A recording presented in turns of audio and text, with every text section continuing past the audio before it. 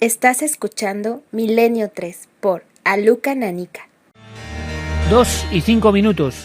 Esto es Milenio 3, la nave del misterio radiofónica que comienza su andadura por un agitado, pero seguro que emocionante, año 2010. Y lo hacemos con un clásico, y no es casualidad, con un tema que nos habla de apariciones. Comenzábamos con esa acepción diferente y sugestiva del propio diccionario de la Real Academia, de nuestra lengua: visión de un ser sobrenatural o fantástico, fantasma, imagen de una persona muerta, todo eso ligado al término aparición. Es difícil olvidar, por lo menos para mí, el rostro de esa persona que nos contaba uno de los primeros casos que yo conocí de fantasmas, de apariciones, de lo que sea, que se presentaba ante un ser humano en una humilde pensión de Barcelona. Pero hay muchos más casos, muchísimos más. Precisamente en los años 70 nace en España una iniciativa muy interesante, las guías sobrenaturales y las guías secretas, que van recorriendo provincia a provincia los diferentes misterios y también otras cosas que salían de lo cotidiano, de lo normal, y fueron un enorme éxito. La guía secreta de Madrid, de Olano, fue uno de los libros más vendidos de la década. Lo importante era mostrar todo aquello que había permanecido un poco a los márgenes, pero que interesaba.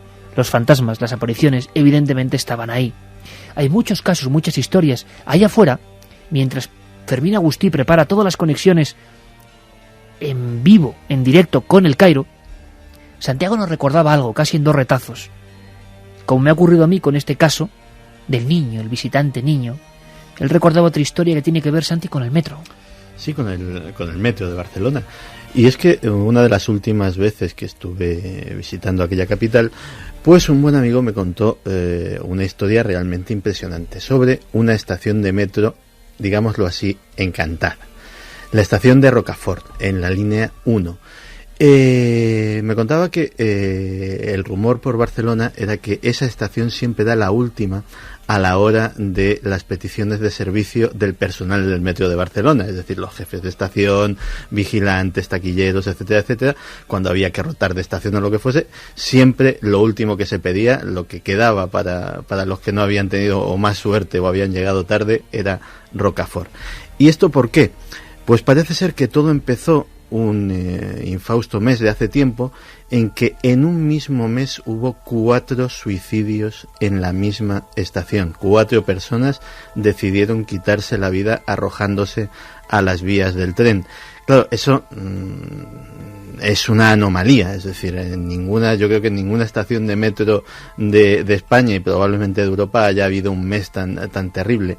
Pero parece ser que a partir de ese momento, pues comenzaron a surgir rumores entre el personal de sucesos extraños, de apariciones de figuras en los monitores cuando ya estaba cerrada la estación, que se paseaban por los andenes, y que bueno, pues todo eso había generado una cierta psicosis o una cierta prevención entre el personal de Metro de Barcelona, y que había la etiqueta de maldita o de encantada en esa estación de Rocafort. A veces los recuerdos, la memoria vuela. Yo estoy acordándome ahora mismo en este mismo programa que nació un día X, de un mes X, de un año X, que tenéis que adivinar si queréis acceder a nuestro gran regalo, gracias a los amigos de Sony, una PlayStation 3, parece mentira, aquí, esta noche, será sorteada. Pues yo estoy acordándome cómo nos contaron una historia que me impresionó muchísimo, en Sabadell, una localidad pegada, cercana a Barcelona, donde Sebastián ha contado esa historia impresionante que yo no conocía, del piloto que se aparecía y la mujer que arrancó la puerta del armario. Me estoy acordando y seguro que os viene a la mente a vosotros ahora, y a muchos oyentes, porque fue una historia que llamamos algo así como Perros de Fuego, y que era una niña que después de una serie de sesiones de espiritismo ocurridas en una casa vieja pero de hace unos 40, 50 años, normal, como tantas de las barriadas de muchos puntos de España, y después de una infausta sesión de espiritismo, tiempo después, una madre y una niña viven solas en esa casa. Y la vida no es fácil, y sobre todo a partir del momento en que esa niña, de unos 5 o 6 años, se queda en el largo y alto pasillo, siempre mirando al armario, al viejo armario. Y decía que escuchaba y veía siempre en ese armario a perros. Perros sentados que la miraban fijamente. Perros que siempre estaban ahí al llegar la noche. Perros que guardaban o custodiaban algo. ¿Os acordáis de la historia? Están llegando muchas más historias. Pues sí, están llegando muchos mensajes. Pedro Alberto nos dice que él es de Badajoz, que hace años que su tía vivía en la casa que estaba encima de la suya, que se fue de viaje, dejó a su madre encargada de cuidarla y empezaron a ocurrir cosas raras. El gato no quería subir a la casa y mi madre juró que un día al abrir la puerta alguien se la cerró desde el otro lado. Preocupada llamó al cura del pueblo, que tras visitar la casa dijo que eran espíritus, que guardaban esa vivienda en ausencia de su tía y que se acabaría al volver ella. Y efectivamente, así fue. Yo no sé qué ocurrió, pero según mi familia no era la primera vez. También Francisco Sánchez preguntaba si se puede contar algo sobre la Font del Gat, si lo conocía Sebastián, la fuente del gato. Pues se lo preguntaremos para otra emisión. Los fantasmas son fuentes de energía que perduran en el tiempo y que solo pueden ser vistos por la lupa de algunos ojos del presente, nos decía Miguel Delgado. Sobre el tema que se está tratando esta noche, opino que los fantasmas son expresiones de energía de la cual todavía no tenemos herramientas para medir, nos lo decía José Antonio Pendón. Yo creo que las apariciones son algo con relación del más allá, sin embargo, no todas las personas pueden tener una aparición, tienen que darse unas circunstancias físicas y psicológicas en el individuo. Eso es lo que opinaba Manuel. Ana de Cádiz dice que donde trabaja, que no han visto, pero sí oído y sentido algo que no está en su mente o en la de sus compañeros, está en el edificio. De no ser así, no lo sentiría tanta y tan diversas personas. Trabajando en el Museo Pío V de Valencia, en el centro de seguridad por la noche, quedó registrada una sombra por las cámaras. Además saltaron todas las alarmas. Inexplicable. Si podía mandarnos algún documento gráfico de esa filmación. También se preguntan si es posible que las apariciones más comunes sean de niños o adolescentes por su energía en vida. Puede que no sepa que están muertos. Barcelona es una ciudad fantástica, fascinante, donde el impresionante gótico y el hipnótico Gaudí se cristalizan en una urbe del siglo XXI digna de novela. Feliz año 2010, Guillermo Cegarra de Tres Cantos. Pues Guillermo Cegarra hace un perfecto análisis, una cohesión de todo lo que significa Barcelona con sus fantasmas y misterios. A mí hay una cosa que me llama la atención, compañeros, mucho, que es el atuendo, lo decíamos. Ese atuendo que está en el imaginario colectivo, el sudario, lo que sea, no ha variado en absoluto. Las historias, bueno, os voy a contar una pequeña anécdota. Hace bien poco, y hablaremos de estas figuras que son impresionantes, en el British Museum estos días en Londres, podíamos ver en una vitrina, algo alejadas del resto de las piezas, pues un poco tipo Göbekli Tepe o tipo hallazgos demasiado antiguos y que no se sabe dónde colocar, unas figuras de unos 9.000 años, de esa tierra fértil, y eran auténticos fantasmas, parecían muñecos de vudú gigantes. El atuendo, la impresión era siempre la misma, la silueta de una persona. Cuando uno va a las crónicas que están en el mismo museo, en el Museo Británico de Nínive, ve representaciones de ánimas, de espíritus, que son las mismas que la gente en el siglo XXI, con todo lo que ha cambiado, sigue contando. Qué curioso cómo permanece eso, qué unidad hay ahí, por qué la gente sigue viendo lo mismo. Fíjate que estaba yo teniendo la misma reflexión y me estaba acordando de una cosa, que es que digamos que la primera aparición de los fantasmas, lo que es en la cultura occidental, es en las tragedias griegas. Y los fantasmas de las tragedias griegas ya son como los fantasmas que ve cualquier hijo de vecino hoy, mañana o pasado, es decir, esos sudarios blancos. Cuando todo ha cambiado. Efectivamente, esas figuras luminosas, esas voces cavernosas. Los grandes escritores de tragedia griega ya los daban instrucciones a sus actores para que los representasen así, con esos maquillajes pálidos, con esas túnicas inmaculadas. Y la verdad es que es curioso que en tantos miles de años nada ha variado. Igual que fíjate que en el fenómeno ovni, a mí siempre me ha llamado mucho la atención que los ovnis siempre se parecían mucho al diseño industrial de la época en que se veían. Y un ovni de los años 50 tenía un cierto aquel de coche de los años 50, un ovni de los años 60 tenía un cierto aquel de coche de los años 60 y así sucesivamente.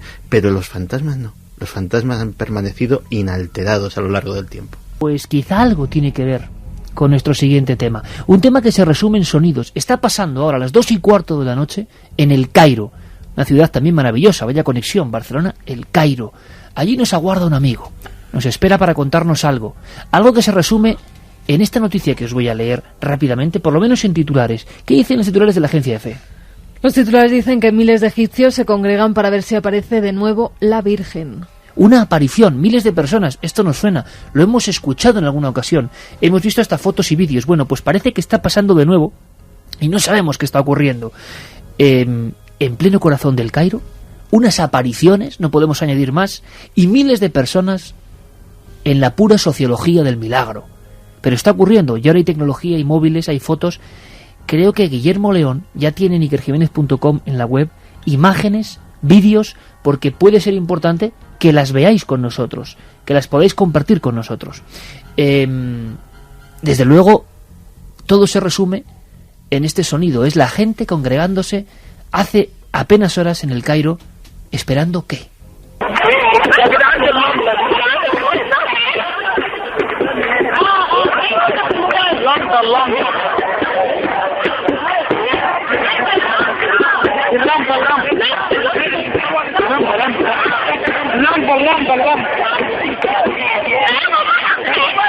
Es la gente, los sonidos, el bullicio.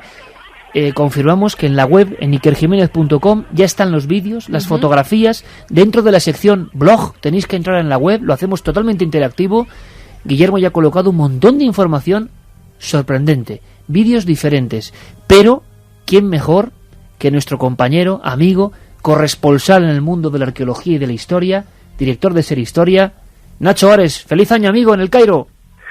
Feliz año, Iker. ¿Qué tal? ¿Cómo estáis? Pues encantados de tenerte ahí, primera conexión del año, y desde luego creo que tú, conociéndote un poco, tienes que estar vibrando, porque sea lo que está ocurriendo, es un revuelo muy parecido al de aquellas apariciones hace más de 40 años de Zeitún, cuyas fotos dieron la vuelta al mundo. Nacho, ¿dónde estás ahora mismo? ¿Qué ves? ¿Qué contemplas? ¿Y qué está pasando?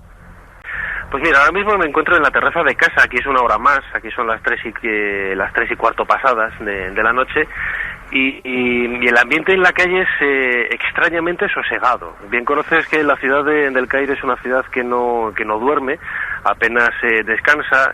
Sí que es cierto que a apenas 30-40 metros veo la Corniche, que es una de las calles principales del Cairo, junto al río Nilo, en donde el tráfico es bastante intenso, pero aquí en la calle, donde yo tengo la casa donde vivo, el ambiente es bastante tranquilo, los coches están aparcados en doble fila. Sí que es cierto que los egipcios también son muy de vida doméstica, en el sentido de no tanto, participar de sus convivencias en el exterior, sino en el interior, ¿no? Y hay muchísimas luces de ventanas aquí enfrente encendidas con gente que se les ve a través de los cristales, ¿no? A lo mejor escuchando Milenio 3. Ellos preguntarán, ¿y qué hace este hombre aquí también asomado a la ventana hablando por teléfono, no? Pues lo mismo podría preguntar yo de ellos.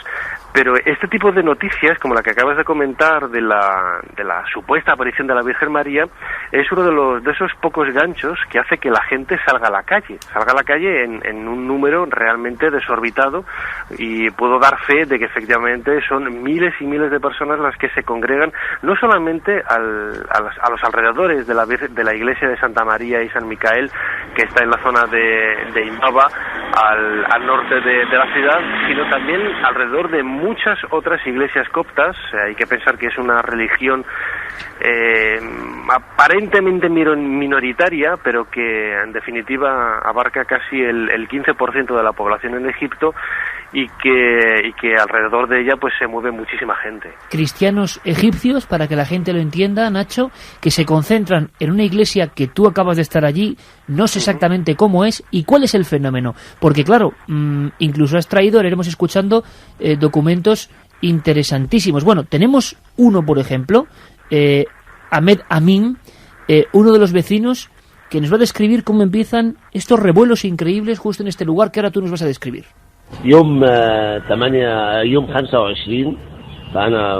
Todos los días salgo del trabajo sobre las 8 de la tarde. El pasado día 25 de diciembre, al pasar por la plaza del Líbano, vi riadas de gente y mucho policía. No entendía lo que estaba pasando. Al llegar a casa, a eso de las 11:30, llamé a un amigo para preguntarle qué es lo que sucedía, y me dijo que la gente se reunió ayer cerca de la iglesia copta de María, esperando la aparición en el cielo de la luz que decían que era la Virgen. Ahora tenemos la posibilidad de ver vídeos sorprendentes. Nacho, tu crónica, ¿cómo ha empezado todo esto? ¿Qué demonios o que ángeles están paseándose por ahí. ¿Qué está pasando? Miles de personas esperando algo. Pues recuerdo un poco la historia, como comentábamos esta tarde, si recuerdas, Iker, lo que sucedió en Zaitum hace casi 40 años. Recordemos que en aquella ocasión, en una iglesia de un barrio modesto del centro del Cairo, pues un par de vecinos vieron una silueta de lo que parecía una mujer caminando por una silueta luminosa, caminando por las cúpulas de la iglesia, una pequeñita iglesia de un barrio conocido como el Zaitum, en castellano podríamos traducir como el Olivar. Y a partir de ahí el fenómeno se fue repitiendo durante varias jornadas, durante varios días, hasta incluso extenderse en el tiempo hasta el año, si no me equivoco, el año 1973, creo que fue cuando las supuestas apariciones de la Virgen María fueron diluyéndose y prácticamente ya desaparecieron en el tiempo. En el caso de la iglesia de Imbaba, en el barrio al norte del Cairo, el fenómeno ha surgido de una manera muy similar. Una aparición de forma luminosa y con un aspecto aparentemente femenino ha sido visto por encima de las cúpulas de la iglesia. Hay que pensar que las iglesias coptas, que es un fenómeno que a mí siempre me ha llamado la atención, tienen una altura relativa. No estamos pensando en grandes iglesias como las grandes catedrales en Occidente. Son iglesias que a lo mejor, como en el caso de la iglesia de Imbaba, pues tiene apenas 10-15 metros de altura, y en donde la aparición, sea lo que sea, está muy cerca de la gente, y los vídeos, por ejemplo, que hay en internet de esta luz, pues demuestran que efectivamente esa aparición estaba a muy pocos metros de los testigos que dieron cuenta de ello a través de cámaras fotográficas, teléfonos móviles, etcétera. Sí que es curioso, que es uno de los fenómenos que a mí siempre me ha llamado la atención, que en muchos casos son simples luces.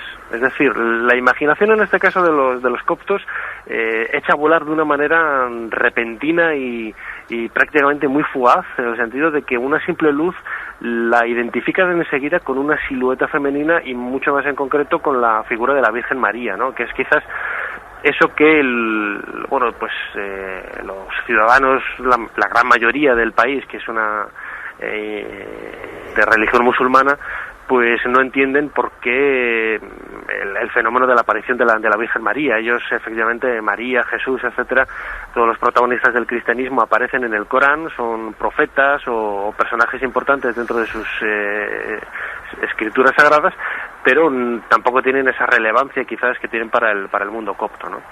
Pero lo curioso, y estamos viendo ahora mismo recortes que tenemos aquí encima de la mesa, es que hay miles y miles de personas aguardando algo, y que a diferencia de Zeytún no veo un par de fotógrafos, sino mucha gente con cámaras. Me gustaría que la gente opinase sobre lo que está viendo también, ¿no? Y además es que se estuvo viendo durante 45 minutos, con lo cual pudo ir mucha gente, pudo filmarse desde muchos lugares, incluso desde algunas de las casas, los balcones que están muy cerca, y sí que es cierto que se ve una especie de luminaria que parece pasearse entre las cúpulas. Sí, con forma femenina, además.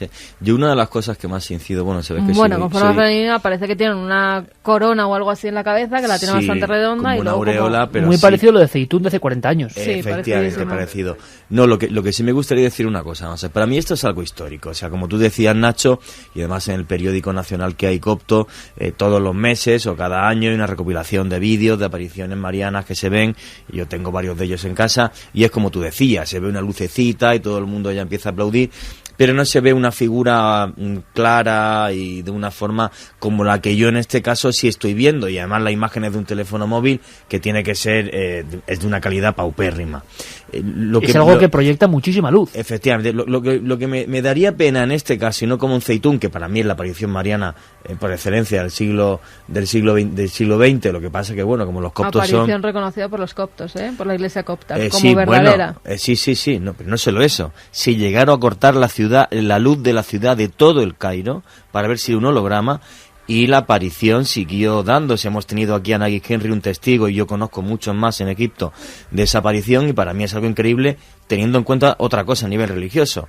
En la primera escuela de catecismo del mundo donde se enseña religión cristiana es en Alejandría, los primeros monasterios, San Antonio y San Pablo, que están en Egipto, la familia sagrada con Jesucristo estuvieron en Egipto. O sea, para mí, y que yo no soy católico ni cristiano, me parece increíble. Y que me gustaría que en este caso, y no como por ejemplo pasó en Zeitún, porque supuestamente la televisión egipcia donde yo he estado la filmó y esa filmación nunca nadie la ha visto, pues que pudieran ir periodistas y estarse allí los días que hiciera falta, a ver si hay suerte y si puede haber una filmación clara y no de esta calidad que estamos viendo ahora, porque realmente el fenómeno merece la pena investigar. Claro, estamos viendo en la web, en ikerjimenez.com, repito, tenéis en las imágenes, Nacho, la diferencia es eso, que estamos en el siglo XXI y que la gente que se ha concentrado, sea lo que sea el fenómeno que se pasea contra las cúpulas, ha sido, vamos, radiografiado una y decenas de veces, ¿no?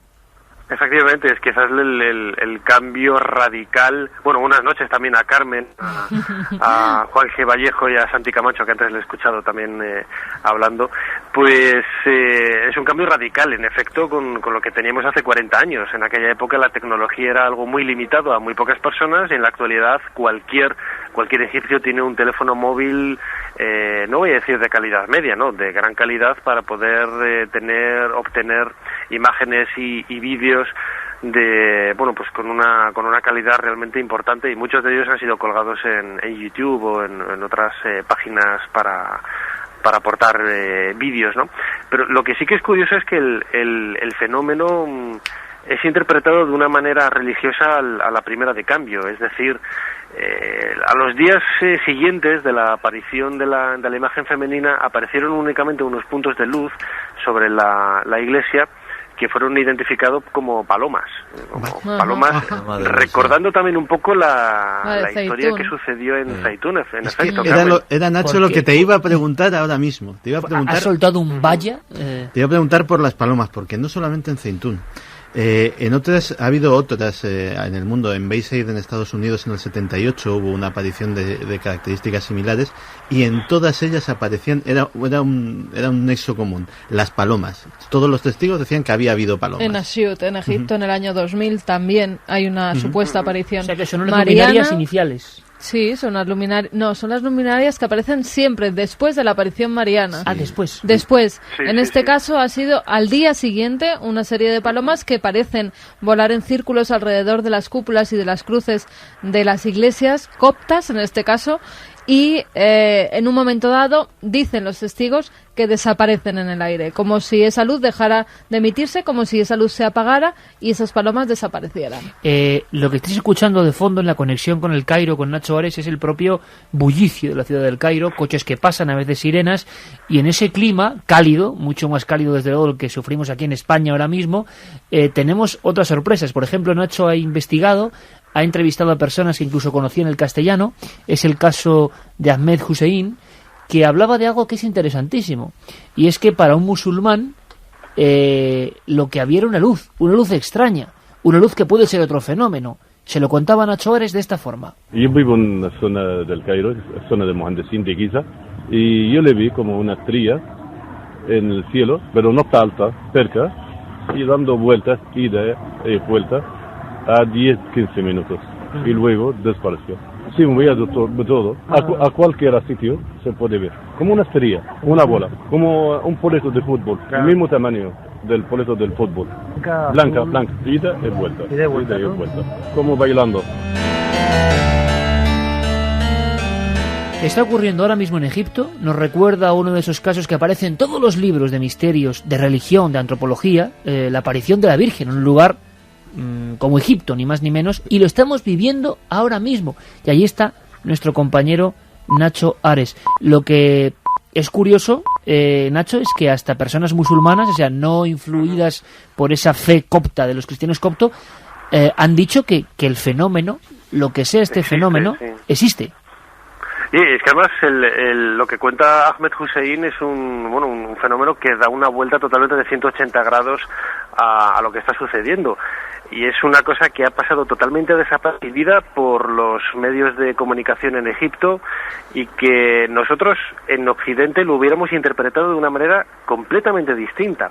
Él me comentaba la estrella, la luz, esto que decía que era del tamaño de una pelota de fútbol, que estaba bailando de forma pendulante sobre el cielo de del Cairo y que pudo ser visto desde incluso una distancia de 30 kilómetros en otras ciudades que hay en el extrarradio de la capital, como la del 6 de octubre o Nasser, etcétera, pues era lo que hoy identificaríamos con un objeto volante no identificado. Es decir, ya no es un fenómeno luminoso que se concentró sobre una iglesia, sino que pocas fechas después, porque creo que la primera aparición de la iglesia, de las nuevas apariciones hace apenas 3 semanas de la iglesia de Santa María y Micael al norte de Egipto se dieron el día 14 o el día 13 de diciembre.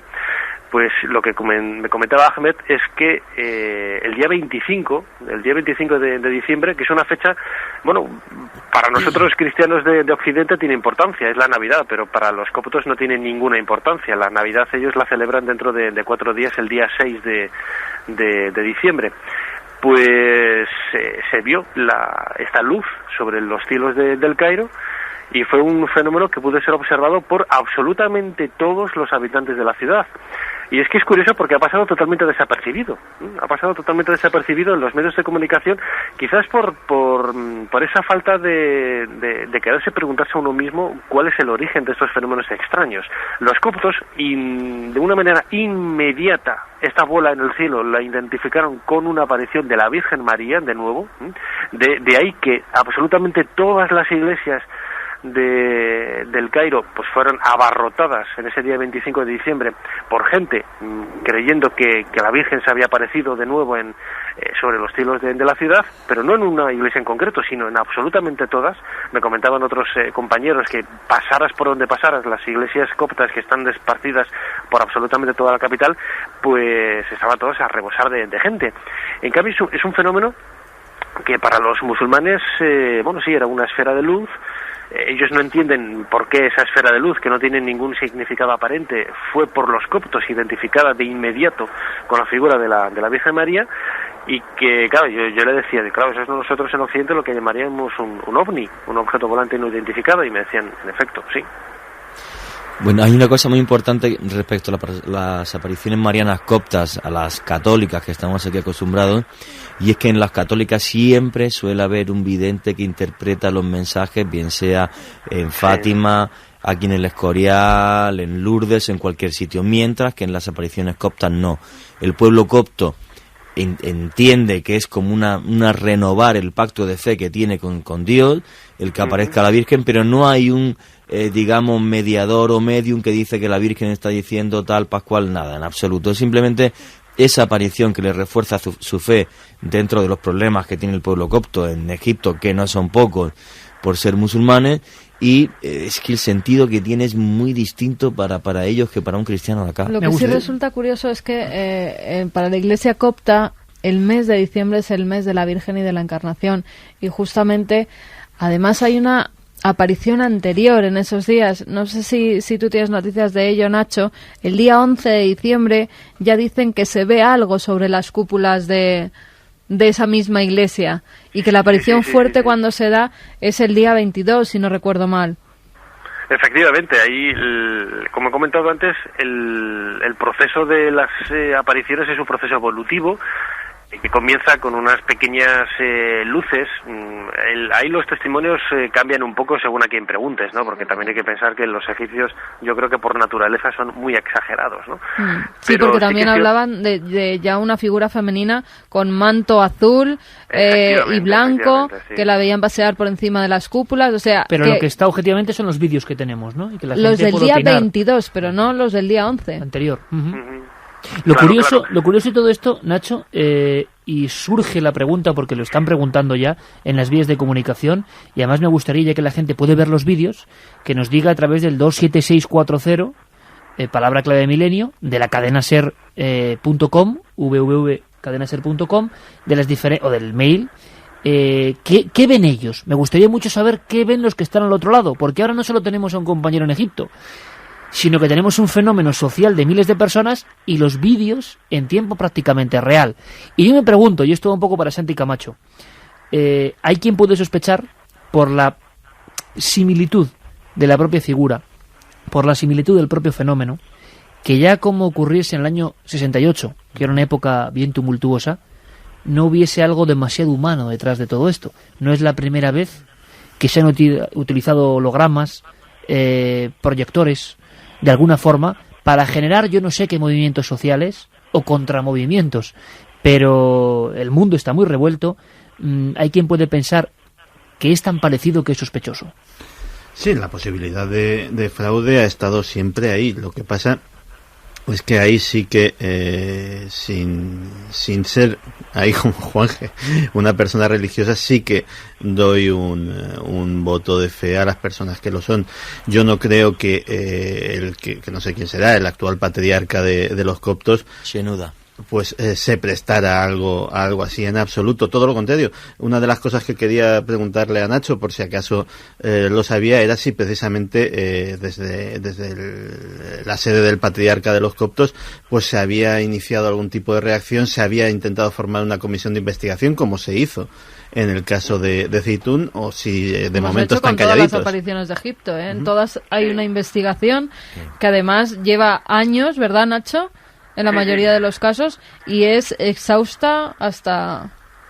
Sí, pero el problema, por ejemplo, de este tipo de comisiones, que sucedió con el Zeitoun, sucedió con la de Subra, con Asiut, etcétera, es que parten de la base de que ya es la aparición mariana, y esos informes es una recopilación de testimonios de supuestos milagros, de todos los testigos, etcétera, que van encaminados un poco a enriquecer esa idea original de que lo que se ha visto es la Virgen María. Es decir, no hay ningún tipo de investigación científica como pudiera hacer en una aparición en Occidente la Virgen María, pues las típicas pues investigaciones, comisiones que realizan los dominicos. Me parece que son los encargados de hacer este tipo de trabajo. Sí, pero yo sí quiero romper ahí una lanza a favor del pueblo copto, y es lo siguiente, o sea, ten en cuenta que es una minoría que está muy triturada, muy machacada en Egipto. Pero también es muy poderosa. Es quizás la gran envidia que tienen los musulmanes de los coptos es que son ellos, precisamente los coptos, los que manejan el dinero de Egipto.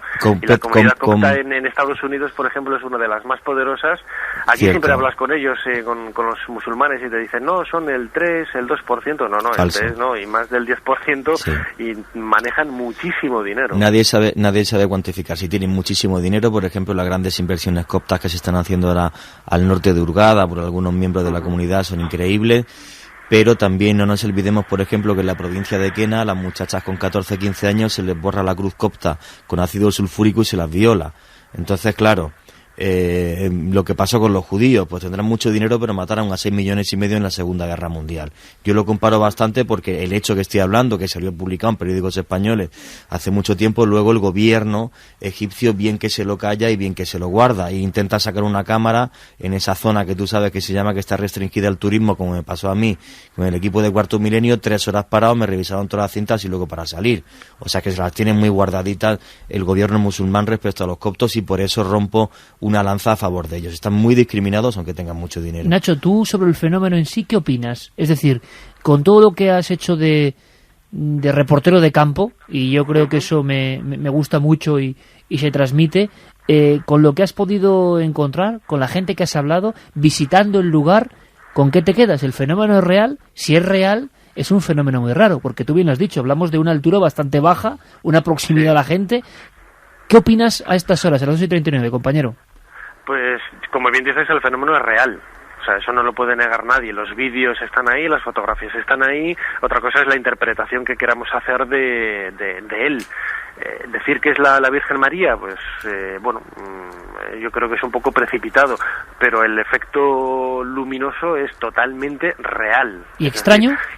Y totalmente insólito, desde luego, porque no tienen una explicación. O sea, no solamente el hecho de las apariciones de las supuestas palomas sobre las cúpulas de la iglesia de Santa María y Micael en Imbaba y al norte del Cairo, muy cerquita del barrio de El Warra, sino a mí lo que más me ha llamado la atención es el hecho de esa bola, como decía Ahmed Hussein, del tamaño de una pelota de fútbol, que durante 15-20 minutos estuvo pendulando por el cielo del Cairo, que parecía una estrella, pero que estaba mucho más bajo que una estrella y tenía un tamaño muchísimo mayor, y que curiosamente se ha dado en unas fechas muy cercanas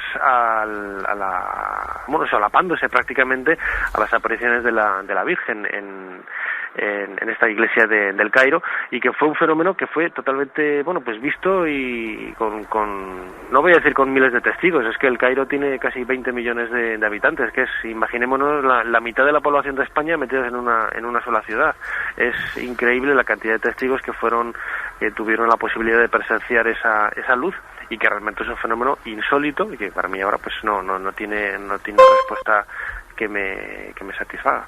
O sea, que el fenómeno existe, que es extraño, que nuestro enviado especial al Cairo, en este caso, siguiendo la noticia paso a paso, confirma que desde luego no parece que haya un fraude, y está pasando como pasó en Zeitún, de momento. Y habrá más noticias, porque ya empieza a haber personas que dicen haberse curado milagrosamente, por ejemplo, de un alto grado de ceguera que tenía una persona que estaba enferma. Una mujer, sale ya en los vídeos. Sociología del milagro. Totalmente, diciendo que después de la aparición se ha curado. Pues Nacho, seguiremos muy atentos. Nacho Ares, director de la revista Arqueología, director de Ser Historia, compañero de Milenio 3, y que te deseo en el 2010, un día tenemos que hablar de esa investigación tuya sobre el retrato y personajes de nuestra historia. Un abrazo muy grande, Nacho, y estamos muy atentos a cualquier nueva información para en 7 días volver a contarlo. Muy bien, un abrazo muy fuerte aquí desde el Cairo en directo. Un abrazo, Nacho. Un beso, Nacho. Chao, un beso a todos. Chao. Oye, ¿y a vosotros qué os ha parecido los vídeos? A mí lo que me sorprende es la cantidad de información gráfica que tenemos.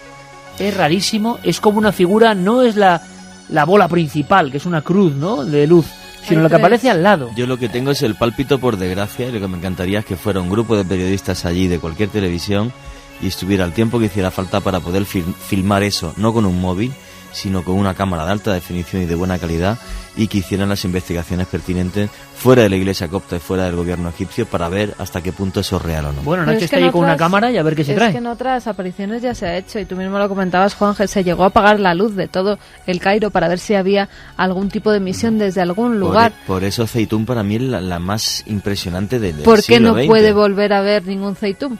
Me encantaría, y me encantaría estar allí con la cámara, me encantaría. Claro, por eso te digo porque el resto de apariciones marianas que hay, que ellos te dan en un DVD, en la revista Copta, es un periódico, bueno, que todos los años la recopilan. Son muy exagerados. Sí, ves perfectamente, hay una, por ejemplo, que era esta de Asiut, que se ve clarísimo, que es un reflejo que hay en la parte de arriba de una cúpula, donde está la ventana, y no tiene ninguna más La necesidad de creer y de tener unos símbolos en tierra extraña, de alguna forma, Tierra extraña, cuando está rodeado de un grupo de un país musulmán, donde en el 90% del país la verdad que el respeto es mutuo, pero hay un 10% tirando al 20% del país donde realmente a los cristianos se les tritura y se les machaca a día de hoy. Lo digo tranquilamente pues porque lo he visto y lo he hablado con ellos, ¿no? ¿Qué dice la gente, Carmen, sobre las imágenes? Pues mira, por ejemplo, nos dicen que en uno de los vídeos en que se apaga la luz, en el de abajo a la derecha del grupo de los 4, cuando se apaga esa luz hace un efecto parecido a cuando se apaga una luz natural, como si alguien estuviera emitiendo. Hola amigos, para mi novio y para mí, que os escuchamos siempre juntos, es un fenómeno ovni clarísimo, como casi todo lo de la Biblia, casi todos los que hablan de luminarias. Besos desde Tenerife. La verdad es que son llamativas, en algunas parece una gran cruz brillando mucho y en otras sí parece una especie de figura. Francisco Sánchez Robles nos lo decía. Lo de la cruz es que es verdad que hay una cruz. Para que se sitúe la gente, en la iglesia copta de la que estamos hablando hay dos grandes como torres, en medio una cúpula y a los laterales otras dos cúpulas. En medio de cada una de las cúpulas hay una cruz y justo al lado, en la parte izquierda de la imagen de la cruz principal, es donde se ve la aparición, que es como una especie de luminaria que parece estar formada por una bola redonda, que sería la cabeza, y luego por otra luminaria más grande que se va extendiendo casi hasta tocar el techo de la cúpula. A mí me sorprende la similitud, incluso el lugar de la aparición, ¿no? En las cúpulas otra vez. ¿Por qué? Es que esa es la cuestión. O sea, yo puedo admitir racionalmente que efectivamente sea un fenómeno, llamémosle ovni, que no tiene absolutamente nada que ver con lo religioso. Ahora la pregunta es, ¿y por qué en una iglesia? Mejor dicho, ¿por qué en dos iglesias si juntamos lo de Zeitún? ¿Por qué no en una estación de autobuses o en un hospital? Porque no tendría la misma significación que el estar en una iglesia copta. Si fuese, claro, un autobús o fuese un hospital, tanto el pueblo musulmán como el cristiano podrían en este caso pensar que es un designio de Dios, ¿no? Lo cual nos indica que sea lo que sea, tiene una intención. Sí, correcto. Y eso es, estoy de acuerdo contigo. Eso de por sí ya es inquietante.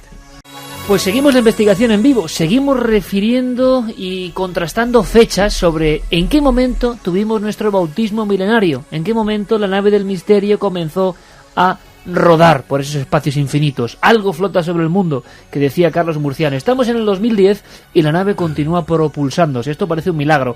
Así que, ¿por qué no recordar unas páginas o una página? Es una nueva sección, pensamiento, abuela pluma, que os invitamos, ya lo hicimos antes de marcharnos, a que vosotros también, frases que os hayan impresionado, que tengan un pensamiento interesante. No hablamos quizá de casuística, que eso ya todos los programas comentamos, sino pensamientos. Yo lo ideé como página y pensamiento. Y no solo Juanje, Santi, Carmen o Fermín o Carlos, Geray pueden traernos pensamientos que les parezcan interesantes o frases que les hayan impresionado y que digan algo. Sino que vosotros, los que estáis ahí, siempre en interactivo, podéis hacerlo. Yo he traído algo que me ha impresionado mucho, que comenté algo, que mucha gente puede pensar que es la ciencia ficción y que es totalmente ciencia, pero ciencia arriesgada. Ahí va, a ver qué os parece esta página y pensamiento. A las 2:47 en vivo es impresionante. Leer y recordar es algo bastante breve. Aquí sí que se cumple eso de una página. La recupero de un libro de la editorial Planeta, año 84, llamado Fuera de control, de un gran autor, Andreas Faber-Kaiser. Pero no son sus palabras, sino las de el premio Nobel Francis Crick, el bioquímico inglés que en el año 1953 descubre la estructura del ADN, del ácido desoxirribonucleico. Es decir, no un cualquiera, alguien importante. Y fijaos lo que decía en uno de sus artículos en el año 1981. Esa nueva fe, como decíamos, esa nueva prueba, esa nueva evidencia que es el ADN, ese pequeño cristal, de alguna forma, donde se proyecta todo el conocimiento del ser humano, donde están todos los misterios, la estructura de esa doble hélice, la descubre el hombre que escribió esto. A ver qué os parece.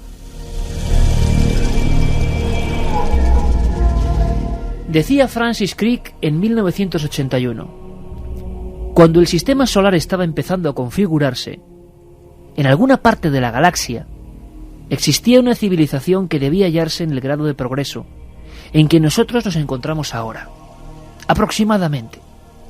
Esos seres, bastante parecidos a nosotros, indudablemente comenzaban a trabajar con la vida. Quizá un James Watson y un Crick, refiriéndose al mismo, extraterrestres, habían descubierto la estructura del ADN también. Explotando sus trabajos habían empezado a crear microorganismos, del mismo modo que nosotros hoy sintetizamos las primeras bacterias en probetas de cristal.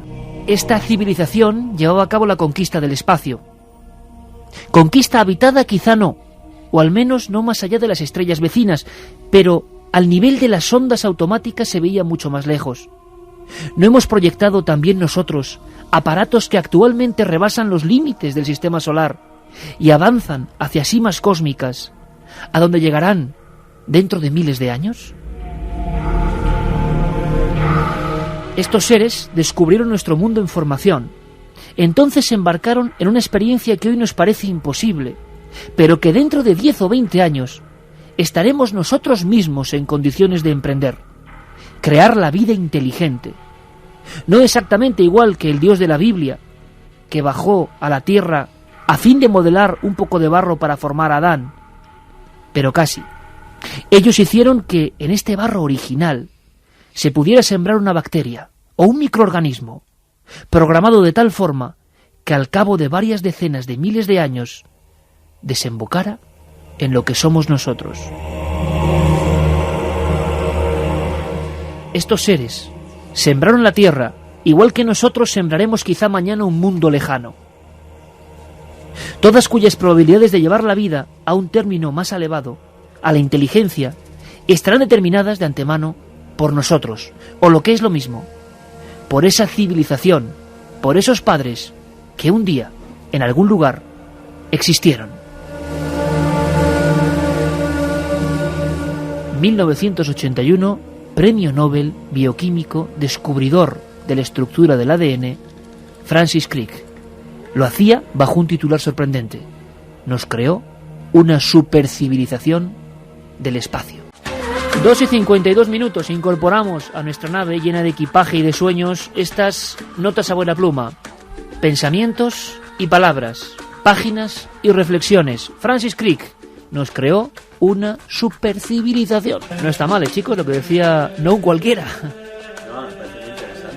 Siempre los dioses, bueno, en la Biblia, en todos lugares dicen que los dioses nos hicieron a su imagen y semejanza. Lo que dice Francis Crick, aunque pueda parecer hoy día una locura, pero una mente tan preclara como era la suya, ¿Preclara? Efectivamente, quizás dentro de un siglo sea todavía más normal y bueno, lo miremos casi hasta sin asombro, ¿no? Entenderemos sembradores dentro de un de vida, tiempo. ¿por qué no? ¿Por qué no? Lo curioso Nada es que, lo que decíamos, no se ha publicitado mucho esto y solo algunos investigadores recogían escritos del propio Crick que fueron, bueno, apartados un poco convenientemente, ¿no? Lo hizo hace 30 años. Sí, pero es una prueba bastante palpable de una cosa que he creído siempre, que es que en las mentes grandes caben ideas grandes y en las mentes pequeñas pues cabe lo que cabe. Buena reflexión, porque desde luego todavía sigue habiendo muchos enigmas en torno a, bueno, cómo surgió la vida. No está nada fácil. Voy a hacer una cosa, a ver qué os parece, porque es un tema por el que nos habían preguntado, que son los nombres de algunos pueblos de España muy raros. A la vuelta lo haremos con uno de los más raros, donde nació nuestro compañero Manolo Molés, de Los Toros. ¿Habéis oído alguna vez hablar de un pueblo que se llama Alquerías del Niño Perdido? Pues a la vuelta lo resolveremos. Pues un montón de mensajes, Iker. La Y verdad fechas es a que tutiplén. están dando todo tipo Yo no de sé fechas. preguntarle a Santi o preguntarle a Juanje, porque me voy a enfadar, porque no van a saber la fecha de inicio. Deja, que a lo mejor se la saben y... Yo veo a Santi que así como escondido saca de vez en cuando un iPhone y está reenviando mensajes, no sé qué hace. Los códigos de la palabra o de las siglas PS3 le tiran mucho Santiago Camacho, ¿eh? Sí, bueno, para el que no se haya enterado todavía, que creo que ya no quedará nadie en España porque nos están inundando de mensajes, que sorteamos una PlayStation 3 gracias a Sony, gracias a Glue Mobile, gracias a Coverare, que nos han mandado pues ese regalazo. Son nuestros Reyes Magos para que entre los oyentes de Milenio 3 los sorteemos. Que habrá más regalos, ¿eh? Ya nos han dicho que los Reyes este año vienen cargaditos. Dime fechas, a ver qué está diciendo la gente. Puf, es que Primer están programa. diciendo de todo. ¿Puedo decir el tema que fue en el primer programa? Es que te están diciendo hasta en la página del libro de Milenio 3 que contamos qué día y cómo empezó ese programa. Yo solo voy a decir una cosa. En ese primer programa... ¿Y con qué invitado? Exacto, ¿Y qué te estaba pasó? Iñaki Gabilondo. Estaba Iñaki Gabilondo en ese programa, Sí. y nos hablaba de su encuentro con un ovni. En un célebre vuelo, acompañando a los periodistas a los Reyes, ¿eh? ¿Os acordáis de esa historia? Sí, Bueno, pues eso fue en una fecha, un día, un mes y un año. eso es. Y esa fecha es la que pedimos. Vamos a repetir las vías de contacto. Milenio3 con número @cadenaser.com, el SMS 27640, palabra clave milenio, espacio vuestros mensajes, o si no, poner el mensaje en directo en la web de la Cadena Ser, donde están poniendo todo tipo de fechas, de temas que tratamos. Bueno, decían, noviembre del 2005. Noviembre del 2005 suena, en fin.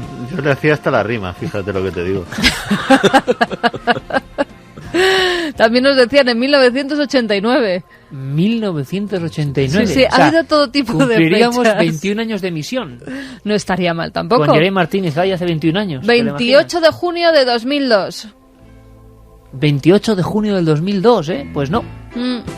3 de septiembre de 2001. Pues fíjate, poco antes, una semana antes de la fecha que cambió el mundo, ¿eh? No. Sigo. Bueno, alguna más, ¿no? 27 del 7 del 2002. 27 de julio del 2002. Pues tampoco es la fecha exacta. Así que, bueno, Que si sigan invitamos a buscando, eso. que sigan buscando. ¿Y cómo va la encuesta? 13 de noviembre de 2005 también nos Tampoco. ponen por aquí. ¿Cómo va la encuesta? Pues la encuesta ha votado muchísima gente también. La pregunta era, ¿qué es un fantasma, el alma de un muerto que regresa, o una visión que proviene de nuestro cerebro? Bueno, pues gana el alma de un muerto que regresa con el 65,9%. Que no está nada mal y que para mí, desde luego, Y por el sorprendente, momento ¿eh? hay más de 600 respuestas, Iker. 600 personas que han votado y En la este mayoría, tiempo. 65,9%, opina que es el alma de un muerto que regresa. ¿Y esto qué os sugiere? Así en apenas un titular antes de marcharnos, hasta la siguiente hora. Sigue estando Que la muy gente interno piensa en un más nosotros allá. la idea, ¿No? no solo del más allá, sino de que se puede volver a Por comunicar eso. algo. Efectivamente. Sí, pero que hay algo más allá de la muerte y que podemos volver. Y creo que en el fondo es así. Yo si me dejasen votar, yo es que pondría un voto en cada una. Porque creo que son las dos, en el fondo. Qué interesante, Es sí. que yo pienso que, como bien dice Santi, por supuesto que creo en el más allá, pero de vez en cuando para ver ese más allá hacen falta una gafa, como decían antes Darbo, que solamente algunos tienen. Yo creo que es así. O no solamente algunos tienen, o se produce en un momento muy determinado porque Sí. estás en el lugar indicado en ese momento. Posiblemente. Y a lo mejor en la vida nunca te vuelve a pasar nada. Sí, sí, es sí, como sí. un teatrillo que se dibuja para ti en un momento exacto que no sabemos cómo ni por qué. Y si ese más allá es lo que ahora mismo se está representando de esa forma extraña en el Cairo, en las cúpulas del Cairo, quizá nunca lo sabremos. Lo que sí sabemos, lo que es objetivo, es que seguimos con esta noche de regalos, seguimos con la encuesta, seguimos con la interactividad y, fijaos, Juan G. Vallejo tiene algo, va a traernos algo que vimos y tocamos, y era como tocar un tesoro de varios millones de dólares. Bueno, tú tocaste el bueno, ¿eh? Yo toqué el bueno, claro. Sí, sí, tú ¿Habéis no. oído hablar Yo no, tú tocaste el bueno. de la escritura? ¿Se guardaba ya en una cámara, os acordáis? Sí, sí. La escritura más extraña, no traducida de todos los tiempos. Las tablillas rongo rongo de la isla de Pascua. En nuestro viaje a Pascua las encontramos. En nuestro peregrinar por Chile las encontramos. ¿Qué hay de esa escritura, las tablillas rongo rongo? Santi nos trae una historia de magia y conspiración. Viajaremos en busca del significado de ese pueblo que sorprende, alquerías del niño perdido. Viajaremos por el mundo. Un montón de cosas. Aquí, después de las noticias, la nave sigue con su rumbo.